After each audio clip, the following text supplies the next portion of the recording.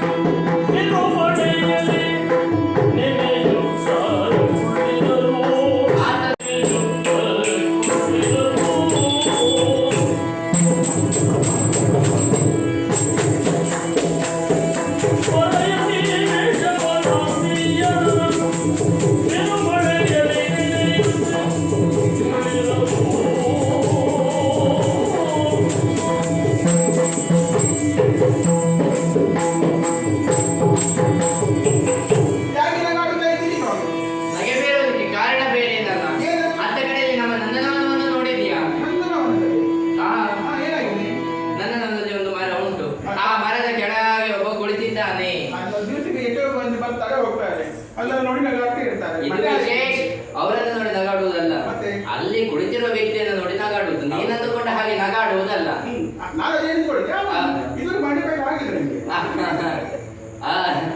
ನೀನ್ ಇವತ್ತಿಲ್ಲಿ ಬಂದಿಯಲ್ಲ, ಹಾಗಾಗಿ ಹೆಚ್ಚು ಕಡಿಮೆ ಆಯ್ತು ಅಂತ ಭಾವಿಸಿದ್ಯ. ಹಾಗಲ್ಲ, ಅಲ್ಲಿ ಯಾರದು ಕುಳಿತದ್ದು? ಕಾವಿ ವಸನವನ್ನು ಉಟ್ಟು ಗಡ್ಡವನ್ನ ಬಿಟ್ಟಿದ್ದಾನೆ. ಸನ್ಯಾಸಿಗಳು. ಹೌದಾ? ಸನ್ಯಾಸಿಗಳು? ಸನ್ಯಾಸಿ ಅಂತ ಹೇಳಿದ್ರೆ ಯಾವ ರೀತಿಯ ಸನ್ಯಾಸಿ? ನಿಜವಾದ ಸನ್ಯಾಸಿ ಅಲ್ಲ, ಅದು ಸನ್ಯಾಸಿಯ ವೇಷ. ಅವ ಪಾತ್ರಧಾರಿ, ನಾ ಸೂತ್ರಧಾರಿ. ಸೂತ್ರಧಾರಿ, ಪಾತ್ರಧಾರಿ. ಪಾತ್ರ ಮಾಡಿದವ ಪಾರ್ಥ.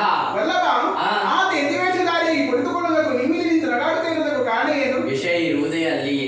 ನಾಳೆಯ ದಿನ ತಂಗಿಯಾದಂತಹ ಸುಭದ್ರೆಯನ್ನ ಗೌರವನಿಗೆ ಕೊಟ್ಟು ಮದುವೆ ಮಾಡಬೇಕೆನ್ನುವ ಹಾಗೆ ಅಣ್ಣ ನಿರ್ಧಾರ ಮಾಡಿದ್ದಾನೆ ಅಲ್ವಾ? ಆ ಮದುವೆ ಎನ್ನುವುದು ಆಗಬಾರದು. ಯಾಕೆ? ಸುಭದ್ರೆಗೆ ಪಾರ್ಥನ ಮೇಲೆ ಪ್ರೇಮಾಂಕುರವಾಗಿದೆ. ಕೌರವನನ್ನ ಮದುವೆ ಆಗುವುದು ಇಷ್ಟವಿಲ್ಲ. ಹಾಗಾಗಬೇಕು ಅಂತ ಆದ್ರೆ ಅಣ್ಣನಿಗೆ ಸನ್ಯಾಸಿಗಳನ್ನ ನೋಡಿದ್ರೆ ಬಹಳ ಪ್ರೀತಿ ಅಲ್ವಾ, ಭಕ್ತಿ. ಸನ್ಯಾಸಿಗಳನ್ನ ನೋಡ್ಲಿಕ್ಕಿಲ್ಲ.